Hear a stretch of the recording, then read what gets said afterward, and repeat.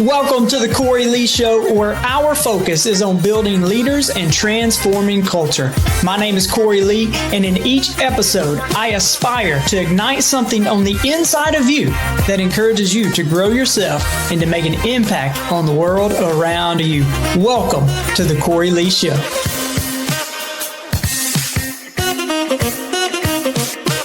Welcome back to the Cory Lee Show.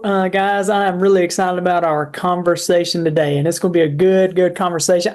I just hope you are ready for some enthusiasm and some excitement, because I can just feel me and my guest today that I'm about to introduce you to, my new friend. I feel like we're very positive individuals, and I can just feel your energy as we were talking. And so I really want to welcome Ken Bogard to the Cory Lee Show. And so, Ken, welcome. Looking forward to our conversation, man.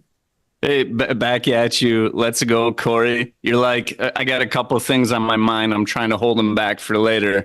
But the first one is, you're like my Southern twin. Yeah. You know, I'm looking at the cameras and I'm like, this is very similar. It's eerie. So we might have to check our family histories and just see if there's something linked up here. We may have to check on that. I like that. Yeah, you're right. Well, guys, just to kind of give you a little bit about Ken and just to introduce him, and he's going to tell a little more about his journey, but then we're going to dive into a conversation. But Ken, he is an author, he is a speaker, and he's the founder of No Honesty.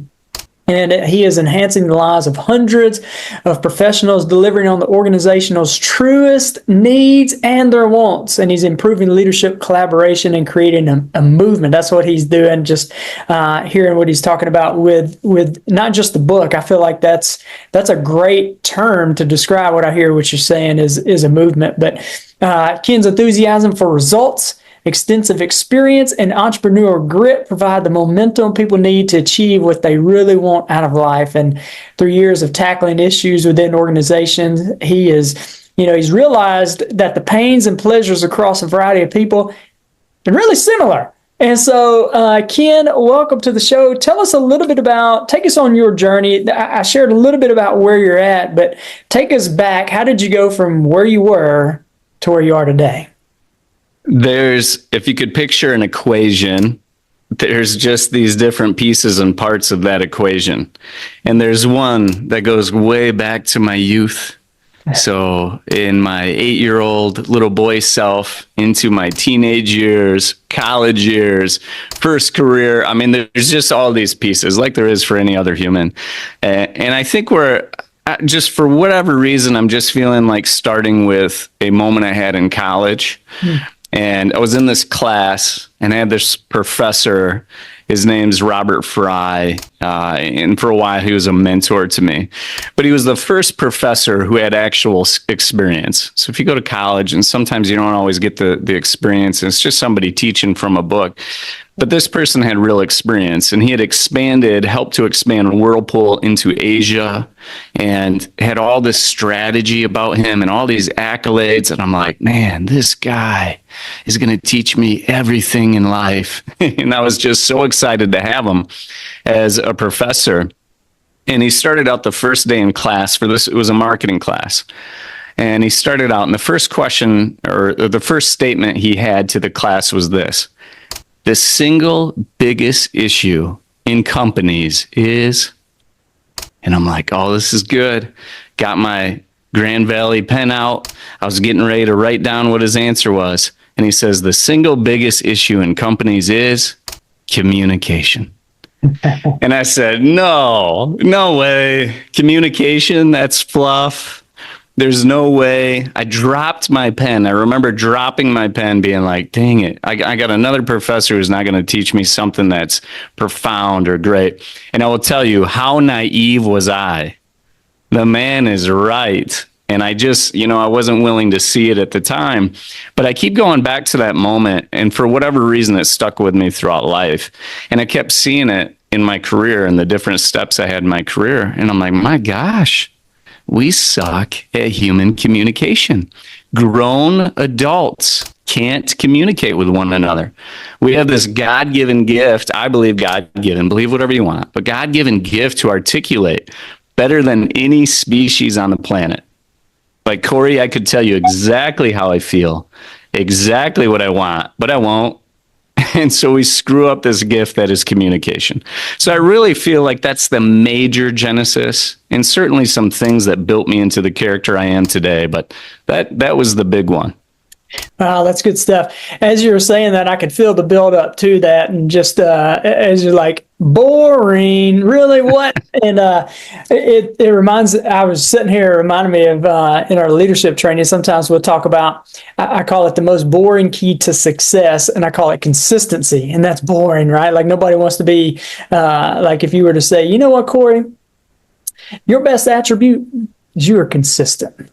Like that's boring. And I feel like that was the moment that you had right there whenever he said communication. But I agree with you, man. I think that is true. I'm curious your thoughts on this because you've been in organizations, you've been doing this for a little bit. Do you find that most people think they're good communicators and it's just somebody else? That's bad. I'm just curious. 100%. Okay. 100%. And you hear about, and I don't do them, but you hear about 360-degree reviews and things like that. Yeah. And just good, honest feedback is so good, but so rare. And what it's giving you is perspective of how somebody else sees you. The deal is you're not looking for somebody else's opinions on a regular basis. You're not collecting all the data that is everybody else's eyeballs and brains for how they perceive you. And so you're generally building up, I'm good at this. I'm a great communicator. I talked to the clerk today and they told him to have a good day. I'm a good human being because I did this for my staff member 90 days ago. And I think a lot of us are just walking blind because we've not worked the muscle of like trying to absorb how everybody else is thinking and feeling and having good, clean, pure communication take place. And actually what we have is completely tainted communication. Like it's all tainted. And so we have an assessment. It's called the Pursuit of Honesty assessment. It's free right now. And I'd recommend anybody just go to our site and just take it while it's free. It'll change at some point, but it measures how honest you are and how open you are. And I would say about 90% of the time, people are a little shocked with their statistics, or they found something out about themselves. They're like, "Ooh, I didn't see that before." And we're just trying to wake people up to that. And it happens to me every day. I know people have different perspectives of me. And I think of, the book, The Subtle Art of Not Giving an F. You ever heard of that? Okay. I've heard of it, yeah. When I first saw the title, I was kind of upset with it. And I'm like, that's not very classy. I mean, come on, you got an F-bomb on your, how good is this going to be? And there was certainly a ton of cuss words in it and everything else. I didn't let that bother me, but it ended up being a really great book. And I highly recommend it to people. But I remember my first thought being, like, how do people not give an F? How do people not care? How can that be recommended to us in life? Like, think of that messaging. Yeah. So you walk life with 8 billion people on this planet, designed for 8 billion people. And we're being told to not give an F, and what that does to our relationships and how we perceive others and value other individuals. But this is what's ingrained in us and built in us. And it's backwards. And it's not what the book is about. I mean, it definitely snaps you into the book with that title. But anyways, I think about perception, and oftentimes we got it wrong about ourselves. Yeah, that's interesting. You think people actually really want to know what it's like being on the other side of them? You think that's one of the reasons we don't ask, or just don't even think about it? I think they want to know. So I think, and I'm happy for anybody to disagree with what I'm about to say here. I think they want to know, and then when they get it, they wish they didn't. Yeah.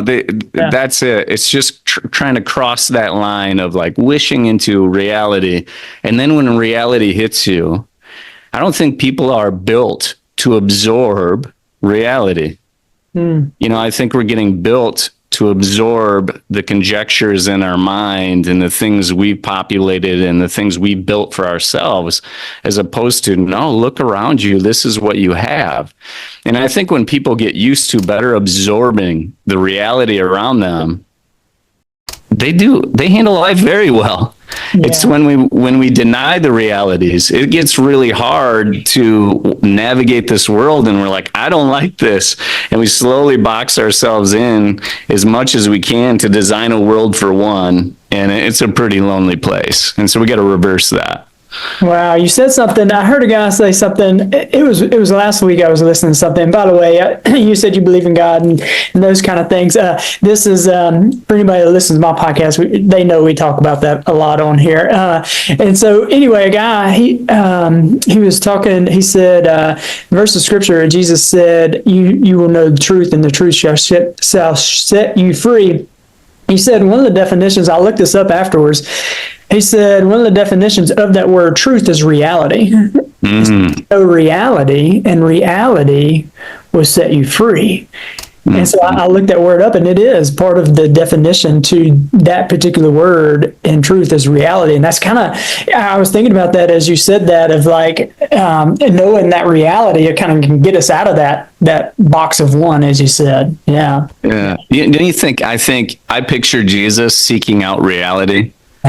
Like and you think about these beautiful history lessons we've been given, where listen to who he seeks out and he talks to. It's like, who's real, not the person that proclaims or is flawless or, is up nice and tight. I mean, it's the real human beings, and he sees that and he embraces that. So I love what you're saying with that phrase. Oh, that's beautiful. Man, that's awesome. So I know you do this in a lot with teams and those kind of things. And so if somebody were to bring you in, like what are some of the things that you do with them to kind of help even, I guess, individuals, but also that team unit to break out of some of that? How do you get them to be more transparent? Yeah, so we have 6 practices. And so I could give you the laundry list of practices, but these are real concrete, simple, tangible, transformational practices that anybody can employ in their life and in their teams. And it's all going to be in the book, and you can just steal it and go put it into your life, and you're going to love it. It will set you free. I might start using that more. But the one tool I want to give you, or the one practice, we call it the agreement. And it's like, whoever's listening to this, if they could take one thing away from it, it's going to be this moment.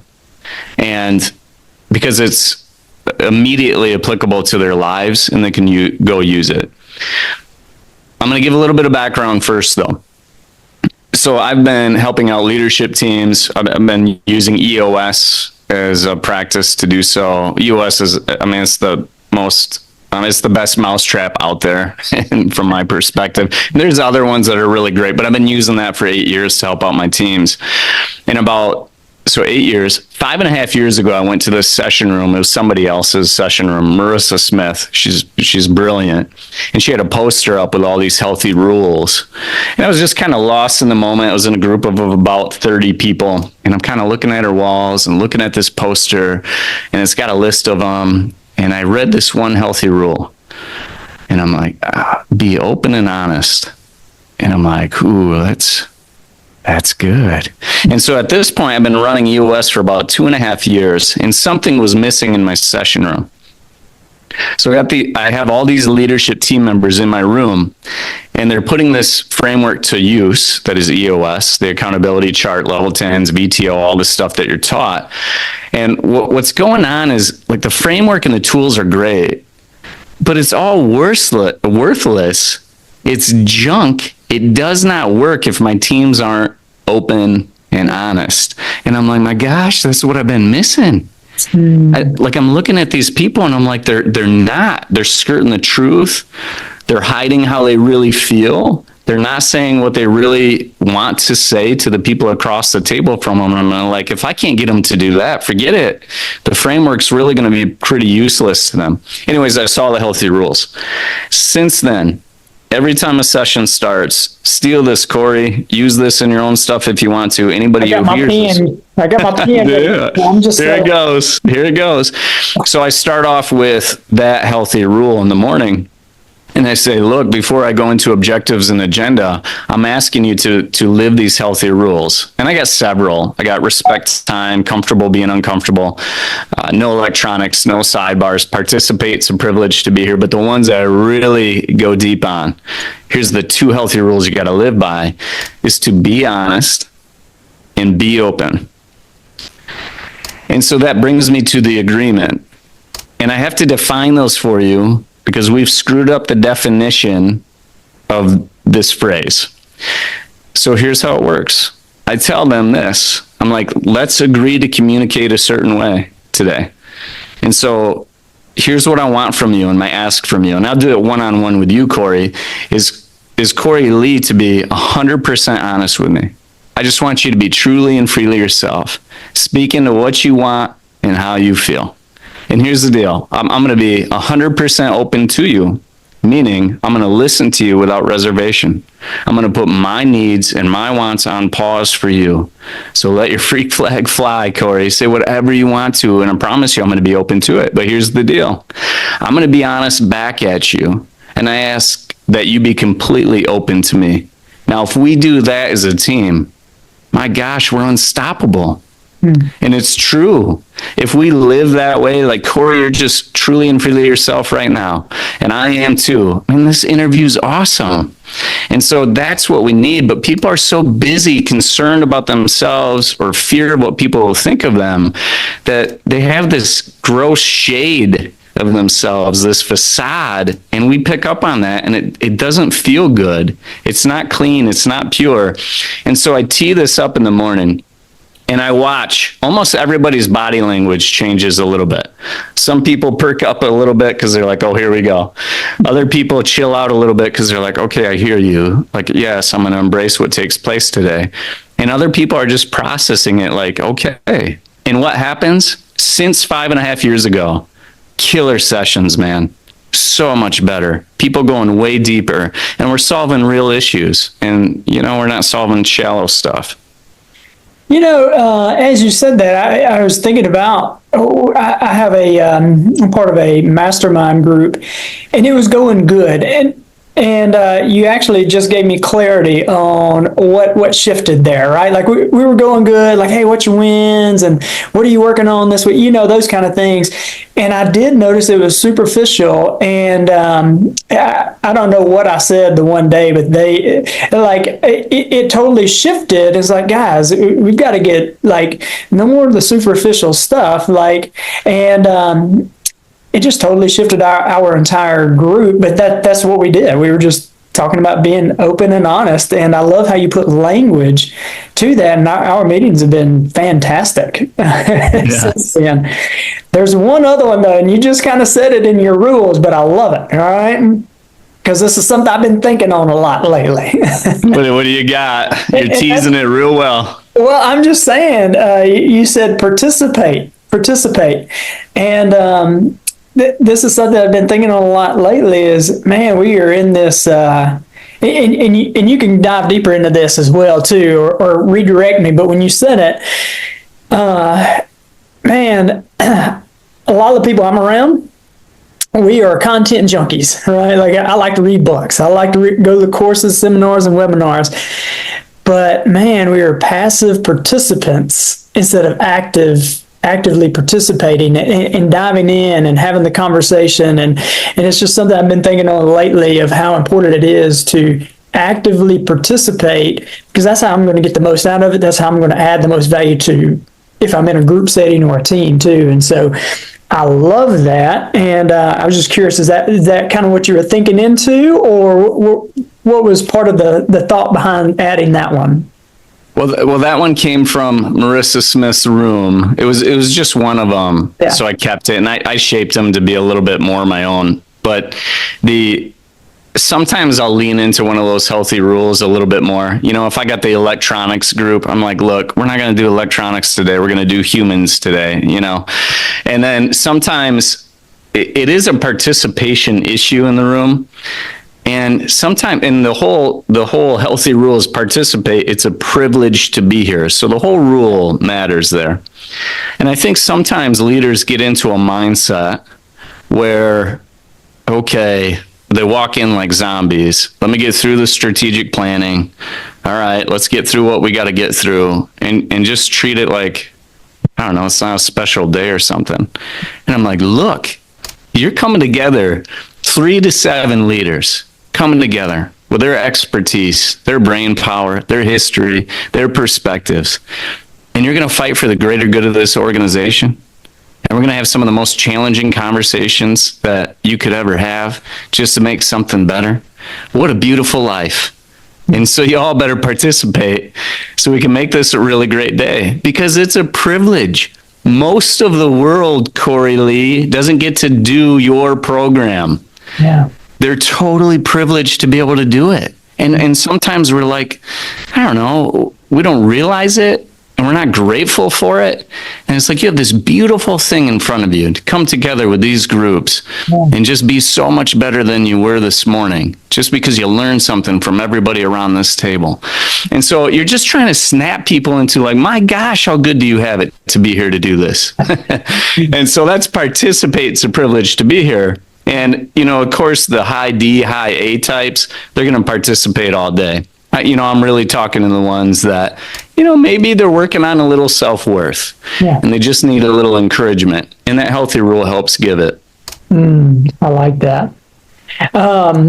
Curious, have you been in a setting or with a person that maybe a little too transparent? Have you ran into that? I think so. And it usually creates nervous people, and they're like, ooh, I didn't want to hear that, or things like that. But then I snap them right back to the rule of be open.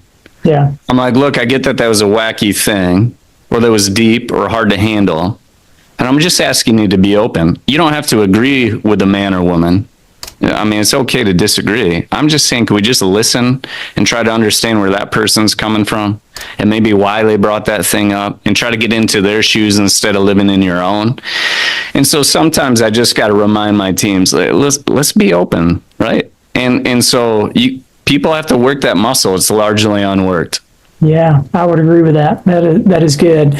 Well, I know one of the things you talk about is how to connect and communicate with anyone. All right, and so I'd love to hear maybe maybe I've got somebody that's like that dude right there. Man, I can't. He don't talk to nobody. He don't connect with anybody. That lady right there, she's hard to talk to or connect with. Any steps for someone like that? Yeah, I mean, can you connect with anyone? Sure, with a relentless pursuit and a trapped in an elevator type scenario, yes, you can. And I think the point that we're trying to get across with that is that we're all connected to some degree. The whole world's connected. Yeah. I mean, we're all breathing the same air, and we're all trapped on this world together for now. And we're all connected anyways. However, what we're choosing is disconnectedness. I do believe it's an active choice within everyone that does it to a degree. Like everybody on this planet will do it to a degree, the active choice of disconnecting. And that is really killing relationships left and right. And it's causing division and a lack of understanding.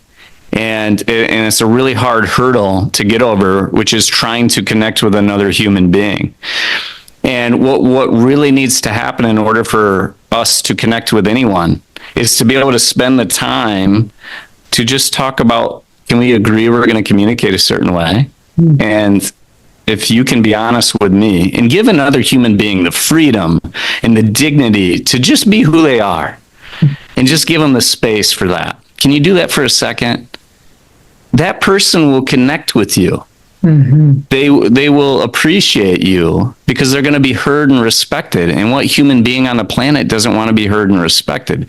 Yet we're oftentimes not creating that space, and we're judging that human being, and we're putting up walls on that human being, and we're like, you look a certain way, you act a certain way, well, you come from a certain generation.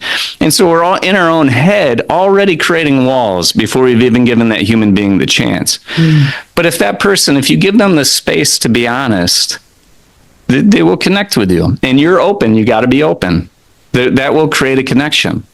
And then hopefully they will be open and allow you to have their honesty. And then the two collectively can learn from each other and connect with one another. But that's how you do it.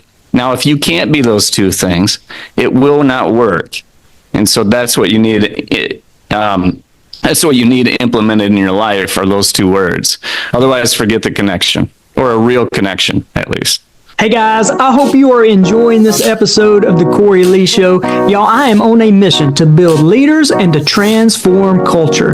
So if you're looking for a speaker who speaks directly to the heart, a mentor to come alongside you and your team, or if you're in a position where you're looking for a personal coach who embraces where you are and also believes in who you could become, then I would be honored to walk this path with you. Simply reach out to me on my email at Cory@CoryLeeLeadership.com. Look, let's make your vision a reality. Contact me, and together we'll navigate the path from aspiration to achievement. Your transformation, it starts now.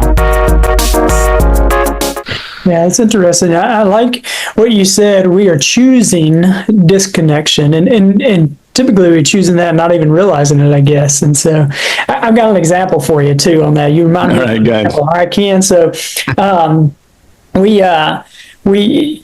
our background is in physical therapy. We own a couple of physical therapy practices, and man, we had this guy come in, and this dude, he was hard. All right, he was hard. He was a tall, lanky white dude, had long, scraggly hair, had tattoos all over the place. I'm cool with tattoos, all right, Ken, but he had the long, like teardrop tattoo. He had a long pinky fingernail, and these all do things to people. So if anybody's listening and you're getting judgy either about me, Cory Lee, or anyone, drop your wall, be open. Keep going. This is good. What do you got? Dude comes in with a gun on one hip and a Bowie knife on the other hip, and then a badge talking about how you can carry this stuff. And his attitude, it was really hard. Like, why I gotta do the bike? Why I gotta do everything 30, right? And I said, man, I'm gonna find something on this guy that I can connect with. And I just asked him questions. And in my conversation with him, he had said that he lived in Phoenix, Arizona for a little bit. And I was like, I got him now. I got him. And so I just asked him questions about Phoenix, and it's like, oh wow, we live there too. Like, what'd you like to do? Well, I like to hike. And I said, wow, I did too. Where'd you hike at? Well, I hike Camelback. And I just started connecting on Phoenix, and what happened was those walls kind of started coming down, and he changed from why I got to do this to why I got to do that to, hey, Mr. Cory, I'm finished with the bike. What we got next, right? And I found like that those walls came down, but I also found by connecting with him on that, we had other things in common as well. Now, we had a lot not in common, all right, Kent, but there were, sure. I focused on the things that we did in that setting. And so when you said that, it reminded me of that moment of how, connecting with somebody with, if I look just at the physical appearance, I was like, man, I ain't got nothing in common with that guy, right? Mm-hmm.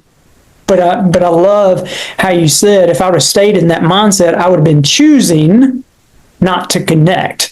And yeah, man, that's good. I want to lean in on the word connect a little bit more too. The easiest form of connection is what's obvious, right? We look like twins. So the similar leadership principles and things that we love. I mean, we're going to connect over that, and that's why we're smiling ear to ear, because we get each other.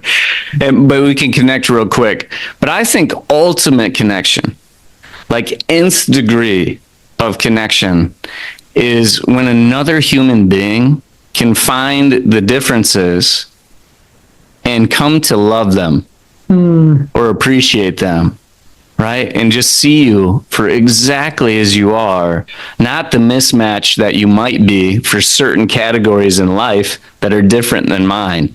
To me, that's ultimate connection. And love and belonging is when you can do that. Now, it's really hard to do, but it can be done. And that's total next level type stuff.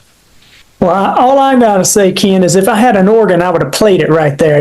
That would have hit the organ right there because I 100% agree. And man, there's something I want to dive in on that, but I don't even know how to ask it on that because I feel like that's a place that in culture and society that's a place we got to get to anyway, is just understanding the value in other people, not just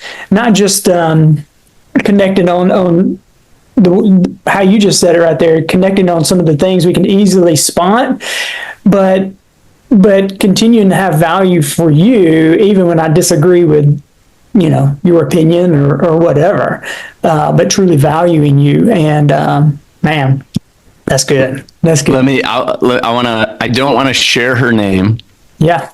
But I will share this podcast with her so she can hear it. There's this leader I know in the world who leads a very pronounced, well-known organization. And she uses the word love in the workplace like I've never seen it before. She'll say, I love you. I care about you. The word love gets put in text messages. And it's just rare. You don't see that. And for some reason in our society, somehow that's viewed as like, you shouldn't do that, or that's wrong. And I bet you the HR people are like, whoa, what's being recommended here? This is too much, but think about that. Like, why would we keep that out of our mouths in the workplace? Yeah. What do you think that's doing to the workplace when we keep that out of our mouths? What is a major missing element? And if that word's missing from the workplace, that's pretty sad. And so I just have the utmost respect for this person, but she is so great at connecting with another human being and great at making people feel comfortable. And it's okay to say whatever you need to say, and constantly invites that. It's just incredible. And I hope when she hears this, she's going to be like, yeah, that's me. And just shares that with the world, because I think love needs to be way more pronounced in our culture. And it's just not. And for some reason, we're hiding from it. Yeah. I was talking to a friend of mine. We were in a little small group, and the guy leading the small group, he did exactly what you said she did. He said this to this lady. He was like, I love you. I care about you. And she was offended. She was offended because she's like, you don't know anything about me. You can't love me. And what was interesting was, over time, he demonstrated, I do care about you, right? Like, I don't need anything from you. I'm not trying to get anything from you. But he started to demonstrate that. And she started to realize that love isn't like what you're saying. Like, it's just a text. I love my car. I love my cat, whatever. But there's a true something at the heart level that I actually do care about you. And man, it has set that girl off. She's got an amazing business and ministry and all now, but I think it started with somebody saying that to her and then demonstrating it. That's awesome. That's so powerful. Be curious your thought on like, how do we get to that point as leaders? Like where it's not just, or maybe what do you do? Like, what's been your journey with that? When you write a book like what you got, or when you become a teacher of what you teach, it's not because you've regurgitated some information. It's because something happened, or there's a moment, or there's been a progressive realization of that. And I would just love to hear your thoughts on that. Like, how do we get to that level? Yeah, so the question is, how did we get to that as a collective society level? Maybe you personally, like, how do you get to that? How did you get to that level? What's your journey with that? Yeah, I got a story for you on that one. And it's going to go back to my childhood, and it's got some juicy parts in it that I think people will relate with. When I was 8 years old, first of all, I was raised by my father solo. So that's a little bit unique. It was just my dad and I. He's much older. He's an older type father, right? He didn't have me when he was in his 20s. It's just an older father. And that means something too, in terms of how you're raised. But I would best describe him as a stoic German, Lutheran, retired engineer, ex-military, He's a very C personality then, right? Or something. loving father. So let me add that. It's just hard to see through all that. And he, you're dealt with the cards you're dealt. That's what he would teach me. And, an issue is like, yeah, that's an issue and you got to deal with it. So I'm 8 years old and I'm biking to school. And as I'm biking to school, I used to have to pass these kids who were waiting for the bus. And I'm trying to get to school. Oh, here I am biking. And then I heard blink. I'm like, what was that? Next day, past the kids on the bus, and I hear blink, blink. And I look back, and they're throwing stones at me. And so they're tossing stones, and it becomes this game. So every day I'm trying to get to school, I got to figure out how to pass these kids. And you're dealt the cards you're dealt, right? Deal with it. And I didn't bring it home to my dad. I'm like, okay, fine, I'm going to deal with it. I'm 8 years old. And I used to have to cross sometimes 4 lanes of traffic to avoid them, or pass them quickly and just hope they couldn't hit me. And then one day a rock hits me into my front wheel, gets stuck. I flip over the handlebars, scrape my hands and knees, and I turn around and I tell the kids, go to hell. Worst thing I've ever said to anybody at age 8. Couldn't believe it came out of my mouth. I still cringe a little bit to this day because I'm like, they're just kids. And then I bike to school and I make it, and I just never told my dad about it. Another day, I'm on my bike, I'm in the intersection, guy pulls out a gun on me. I'm just some young boy. Another day, these kids of teenager, or these teenage kids are in a bike, or these 4 teenagers are in a car, I'm on a bike, and I'm passing them, and they're yelling at something at me, and they go turn around, and I'm like, oh my God, they're going to come back at me. And I book it into my condominium complex that I live in. It's just this little circle. And I book it down this embankment. I slide under these pine trees. I hide my bike, and I run and hide in the woods for a half hour. But there's stories like this, Cory Lee, that pile up. And I have this as in my childhood. And when I look back, I've never said the word bullying in my household with my father. It wasn't in our vocab. We didn't talk about it. It's not bullying. It's just the cards you're dealt. Dude, it was bullying. I mean, it's bad. And as a kid, I couldn't understand that and what that meant to me and what that did to me. And if you look back at it and you really think about it like I have, I've been really reflective on it. I'm like, I think it destroyed my self-worth. I'm some little boy who's just trying to understand life, get through school, pass these kids on a bus who for some reason want me killed with these rocks. How do you process that? And it's just because I am who I am, that ruins your self-worth. But that happened time and time, and all this stuff kept happening. So I'm this little boy who's very open, listens without reservation, puts his needs and wants on pause for other people. Not honest, not truly and freely myself, not comfortable in my own skin.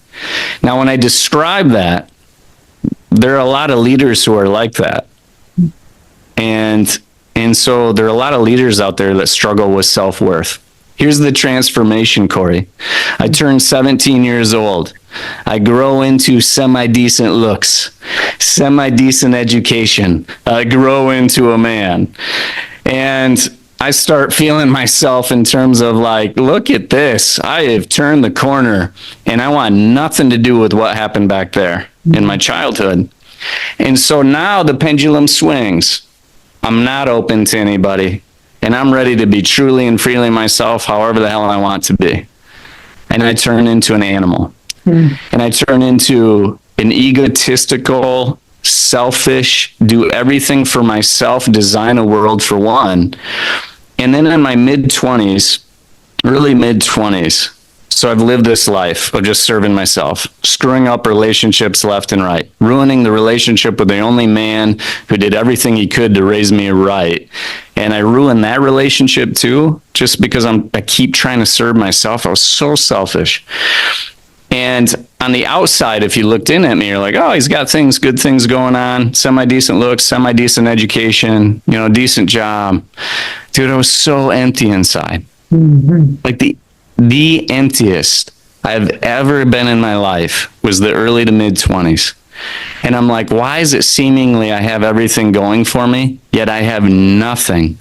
I had no God in my life. I denied my maker hard. And then at some point, I was living in the basement of my friend's house because I had nothing. I slowly lost everything. I lost a good job. I lost my dignity. I'm in a basement size of a large closet. I mean, and I got on my hands and knees in a bathroom, and I prayed the hardest I've ever prayed in my life. And what happened in that moment is I let someone in. Maybe not a person, but I let someone in, capital S. And then it started coming to me. And it's like, well, look what I've done to my life. I've shut everybody out. And so I've experienced extreme openness, no honesty, extreme honesty, no openness. And so I've just seen this whole thing play out in my life. And I'm like, I want this for no one. And so then can you think of the CEOs who are blatantly honest, not open to anyone? We laugh because many of them exist in our world. And here's the deal. I understand them. Like, I get it. Like, you're like what I went through, and I care about you, and we can work through this, and I get you. And so that's kind of the other genesis that got this going and built me into the man I am today, and this realization of how important it is to be so balanced on both of these things. Like, be comfortable in your own skin, but also be open to all the beauty that exists around you. My gosh, it's everywhere. And this thing isn't just about you. Yeah. Wow. That's so good. Man, that's powerful. Do you share that story very often? Just curious. A little bit. Yeah. I'll tell you what, I kept it out of the book because I was really uncomfortable with that story.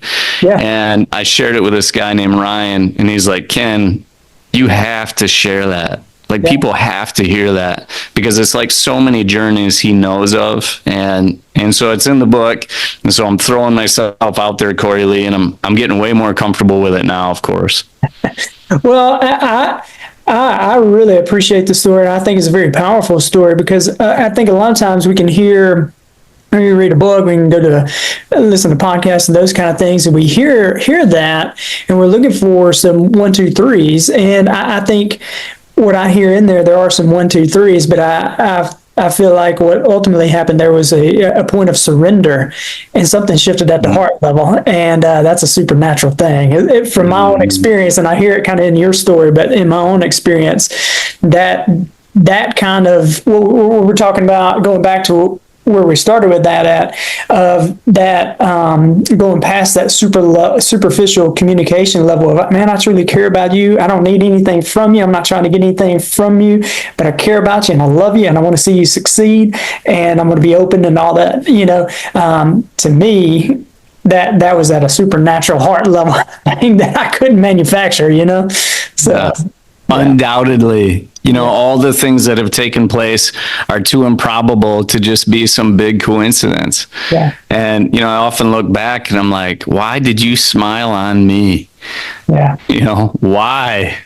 Yeah. And I get it now. And it is supernatural. And it's incredible. It's humbling.